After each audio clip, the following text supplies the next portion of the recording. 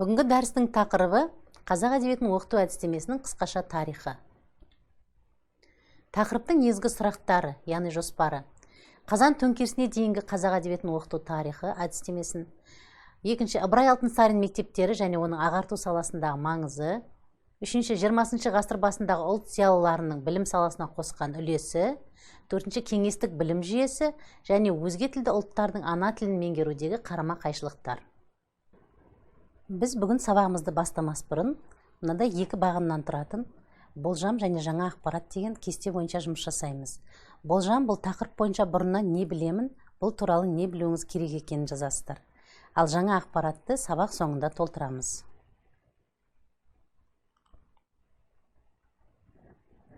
Ғылым атаулының қайсысын болсын, өзіне тән дүниеге келу, даму жолдары болады. Қазақ әдебиеті пәні де сондай жолдардан өтіп, өзінің қалыптасу дәуірін басынан кешірді. Қазақ әдебиеті пәнін орта мектепте оқыту проблемаларының мерзімді баспасөзде, педагогикалық және әдістемелік басылымдарда сөз болуы, іргелі зерттеу жұмысының арқауын құрауы сияқты күрделі мәселенің тарихына арналған еңбектер осы күнге дейін жазылған жоқ. Осыған орай қазақ әдебиеті пәнінің ғылым ретінде қалыптасуына атсалысқан ғалым әдіскерлеріміздің ой-пікірлеріне әділ баға беру қажеттігі туындайды. Қазақ әдебиеті пәнінің орта мектептерде оқытылуы, тарихының жасалуы, оның әр кезеңдері арасындағы заңды байланыстарды ашып, әдістемелік ойдың бірте-бірте тереңдей кемелдене түскенін айқындап береді. Ұлттық әдебиетті оқыту пәні ретінде мектеп бағдарламасына енгізу, әдеби білімнің мазмұнын айқындау, қазақ әдебиетін шәкірттерге меңгертудің тиімді жолдарын ғылыми түрде негіздеп беру мәселелері бір айдың немесе бір жылдың жемісі емес. Қазақ әдебиетінің пән болып оқытылуының жағдайын зерттеп, оның білім мазмұнын айқындау, оқулықтар мен бағдарламалар жасау сияқты міндеттер алға қойылды. Сол себепті ғылыми экспедициялар құрылды. ВКПБ орталық комитетінің 1932 жылғы 25 августте қабылданған бастауыш және орта мектептердің оқу программасы мен жұмыс режимі туралы қаулысы, осыған сәйкес Қазақ АССР орталық атқару комитеті мен халық комиссарлар советі қабылданған қаулы, ВКПБ орталық комитетінің 1933 жылы қабылданған бастауыш және орта мектептердің оқулықтары туралы қаулысы республикада халық ағарту ісінің жандана түсуіне игі ықпалын тигізді. Партиялық және мемлекеттік құжаттар, ғылыми негізделген тұрақты бағдарламалар мен оқулықтар жасау, оқушылардың материалистік көзқарасын қалыптастыратын білімдер жүйесін, яғни пән құрамы мен мазмұнын айқындау міндетін қойды. Алайда қазақ әдебиеті пәні бойынша бағдарламалар мен оқулықтар жазу, әдеби білім құрылымы мен мазмұнын белгілеу оңайға түскен жоқ. Қазақ әдебиетінің пән ретіндегі жолы 1930 жылдардан басталады десек, одан бергі ғылыми жарты ғасырдан астам уақытта қаншама күрделі шешілгенін айқын пайымдаймыз. Бағдарламалар мен оқулықтар жасаудағы тәжірибенің болмауы, әдебиетті, оның теориясы мен оқыту әдістемесін жақсы білетін мамандардың аздығы осы бағыттағы жұмыста көптеген қиындықтар туғызды. 1939-1940 жылын қазақ әдебиетінің пән ретінде қалыптасқан мерзімі деп атаймыз. Ойымызды тұжырымдай келе айтарымыз, Ыбырай Алтынсарин ашқан қазақ мектептерінен бастап, оқытыла бастаған әдебиет пәні 1927 жылға дейін жеке пән болып саналмады. Ол қоғамтану пәнінің құрамына енгізіліп отырды. Тарихи деректерге сүйене отырып, қазақ әдебиеті пәнінің мектепте пән болып қалыптасуы мектеп тарихымен бүтіндей сабақтас мәселе екендігіне көз жеткізуге болады. Пәннің бастапқы қалыптасу кезеңінде мектеп сұраныс көзі қызметін атқарды. Қазақстанда 18 ғасырдың аяғында қазақ балалар үшін мемлекет құзырына қарасты мектептер пайда бола бастады. Атап айтқанда, 1789 жылы Орынборда мешіт жанынан мектеп ашылса, келесі қадам 1825 жылы Орынбор қаласында Неплюев кадет корпусы, 1825 жылы Омск кадет корпусы, 1841 жылы ішкі Бөкей ордасында Жәңгір хан ашқан қазақ мектебі ашылып, оларда қазақ балалары қабылданатын болды. 19 ғасырдың екінші жартысында 1861 жылдан бастап орыс қазақ мектептері Троицкіде, Торғайда, Ырғызда, Казанда, Перовскіде ұйымдастырылды. 1876 жылы қазақ мұғалімдер семинариясының директоры Эльминский идеясы бойынша қазақтарды орыс алфавиті көмегімен оқыту қолға алынып, бұл жұмысқа Торғай облысы мектептерінің инспектор болып тағайындалған Ыбырай Алтынсарин тартылды. Ыбырай Алтынсарин орыс сауатын оқытатын бірнеше ауылдық мектептері ашты.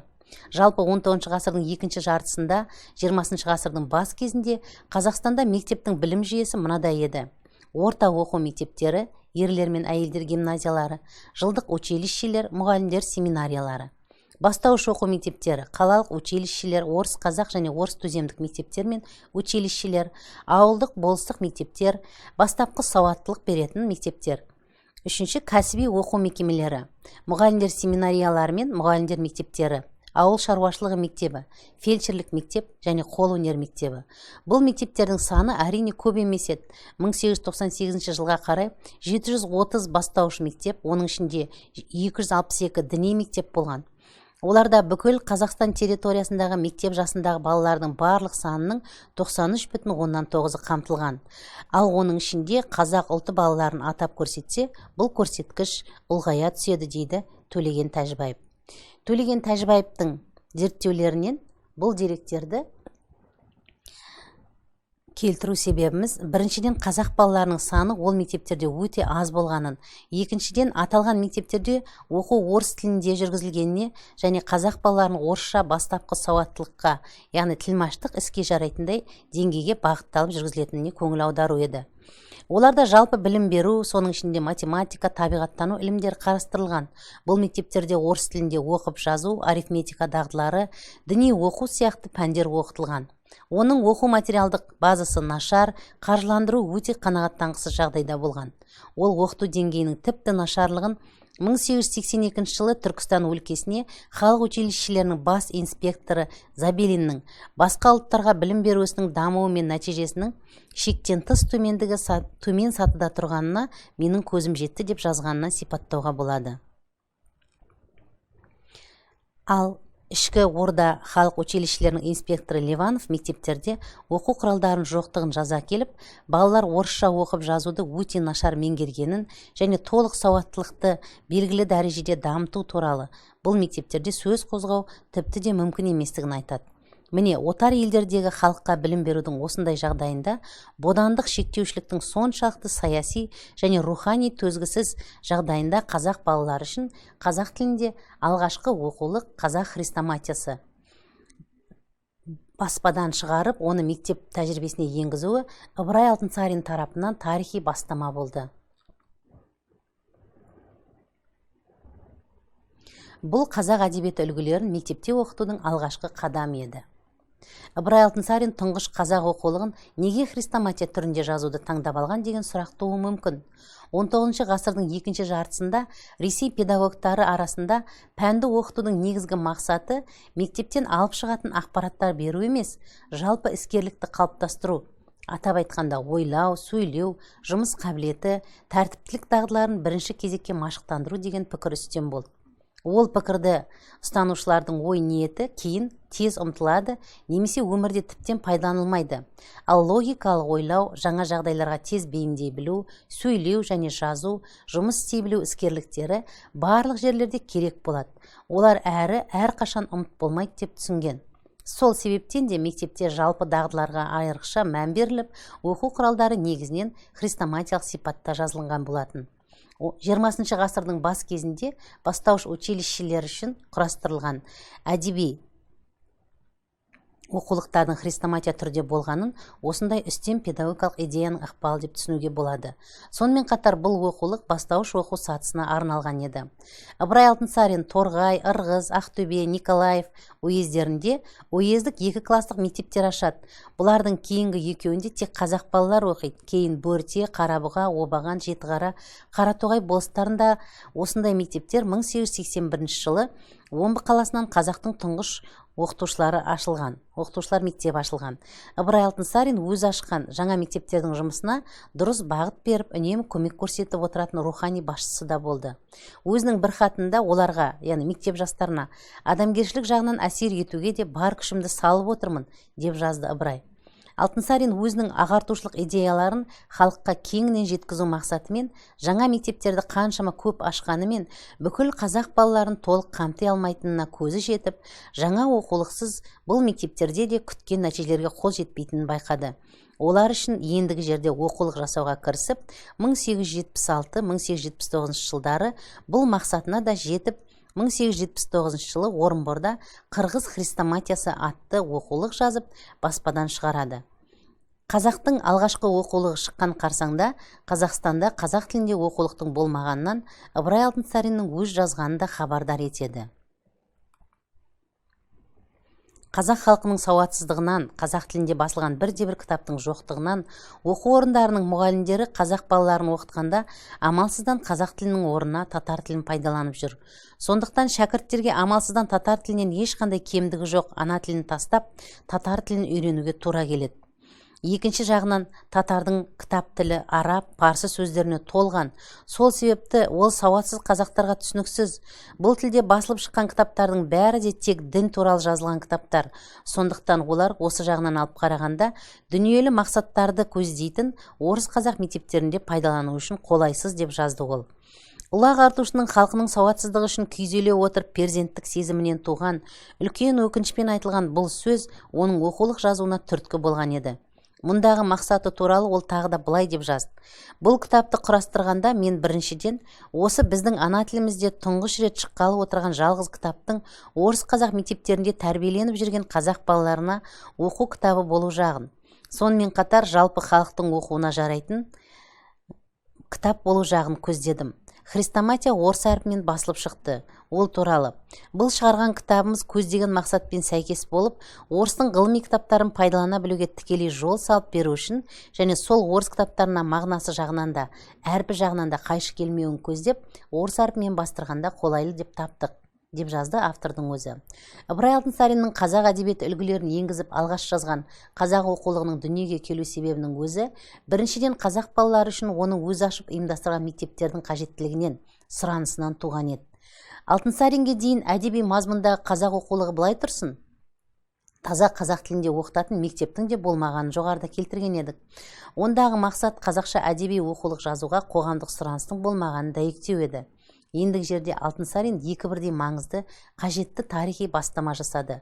Қазақ тіліндегі оқулықты қажет еткен таза қазақ мектептерін ашты. Ашылған қазақ мектептерінің сұранысын қанағаттандырды, алғашқы оқулық жазып шығарды.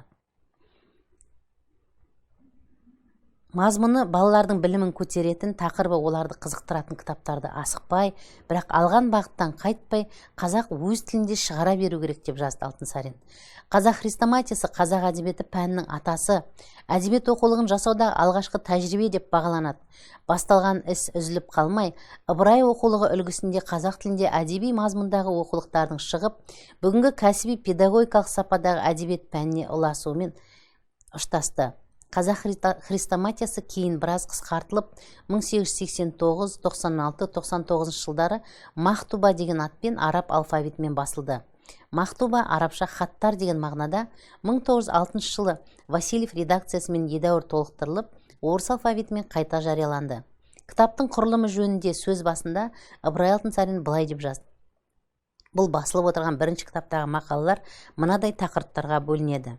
Балалар өмірінен алған әңгімелер, бұлар түрлі орыс хрестоматияларынан, көбінесе Иосиф Иванович Паульсонның хрестоматиясынан алынды. Екіншіден, әртүрлі жинақтардағы адамдар өмірінен алынған әңгімелер. Ал үшінші, қазақ ақындарының ең жақсы өлең жырларынан үзінді. Төртінші, қазақтың мақал мәтелдері. Ыбырай Алтынсарин қазақ хрестоматиясында және басқа да мақалалар мен хаттарында қазақ мектебі тәжірибесінде оқу әдістемесін тұңғыш рет енгізді. Әдістемелік жүйесі 4 буыннан тұрды. Бірінші, материалдарды оқуға балалардың жас ерекшеліктеріне, педагогикалық прогрессшіл талаптарға сай сұрыптап енгізу.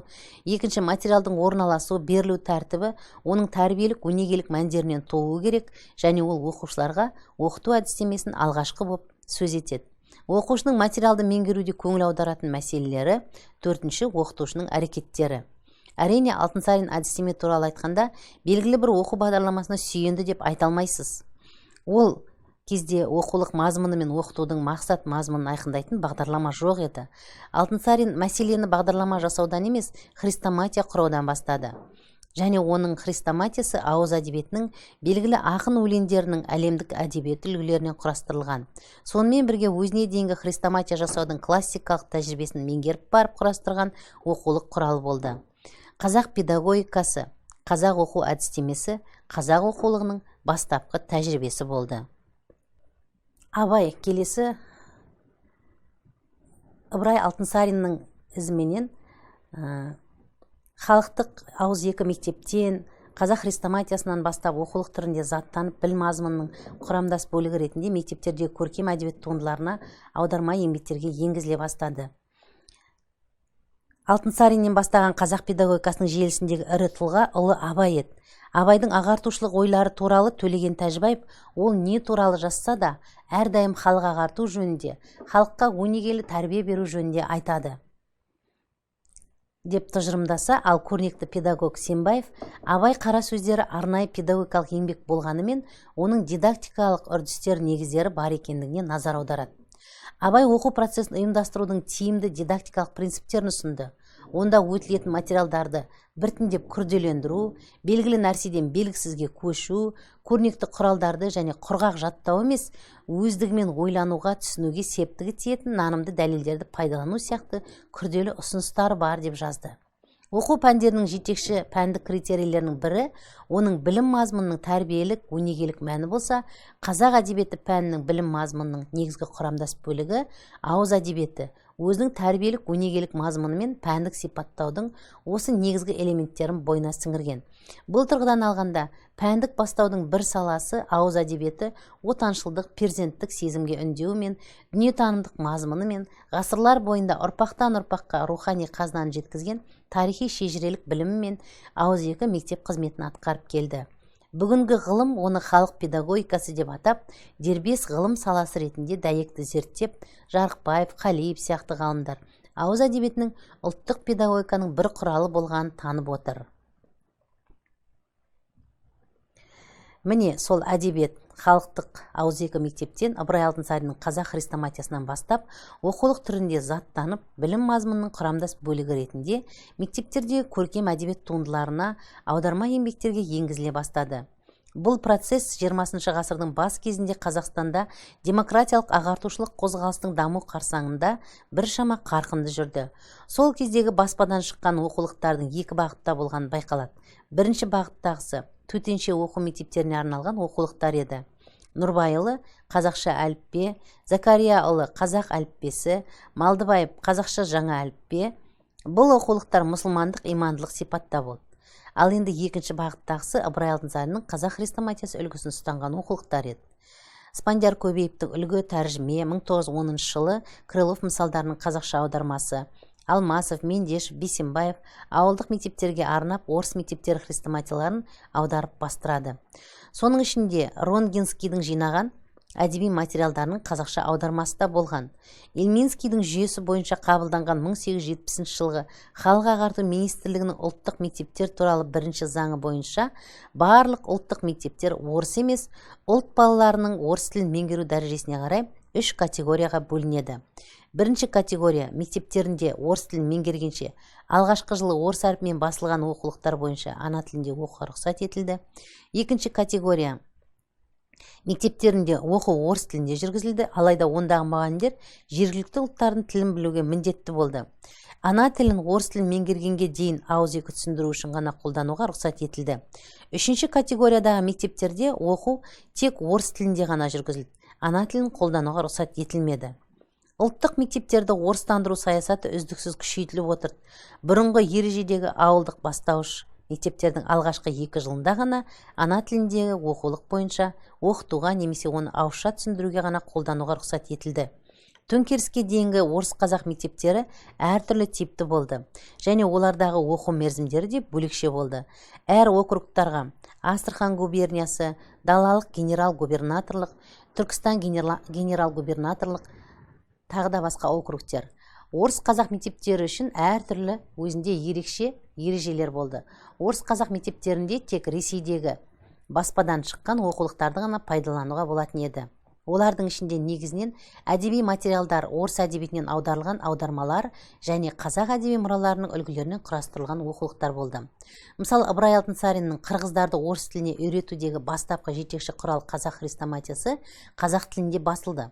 Орыс тілінде материалды жергілікті ұлт тіліне аударып оқыту міндеттелді.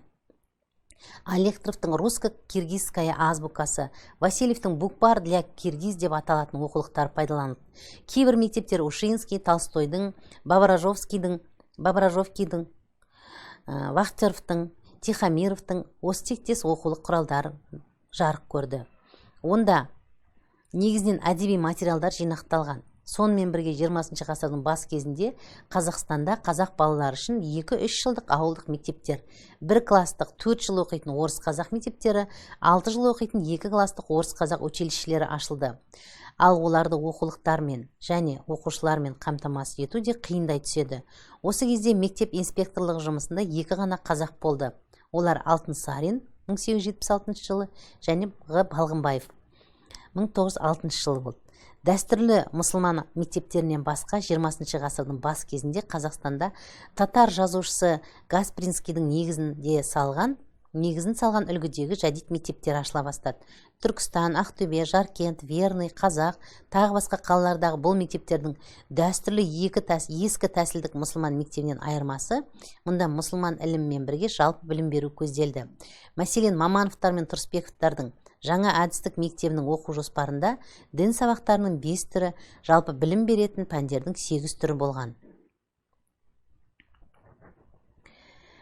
Қазақ әдебиеті пәнінің әдеби білім негіздері әдістемелік ой санасы 20 ғасырдың бас кезіндегі қазақ баспасөз беттерінде тарихи әлеуметтік қажеттіліктің тілі негізінде қоғамдық пікірде құрылып жатты.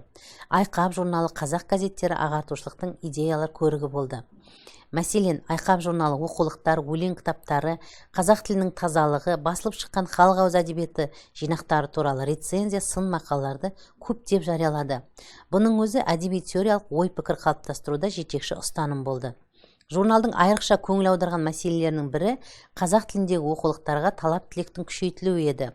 20 ғасырдың бас кезінде қазақ тілінде жарық көрген Нұрбаевтың қазақша әліппе, Ғалия медресесі шәкірттері шығарған әліппе яки төте оқу, Қожықовтың әліппе, Байтұрсыновтың оқу құралы, Малдыбаевтың қазақша ең жаңа әліппе атты оқулықтары жан-жақты талқыланды.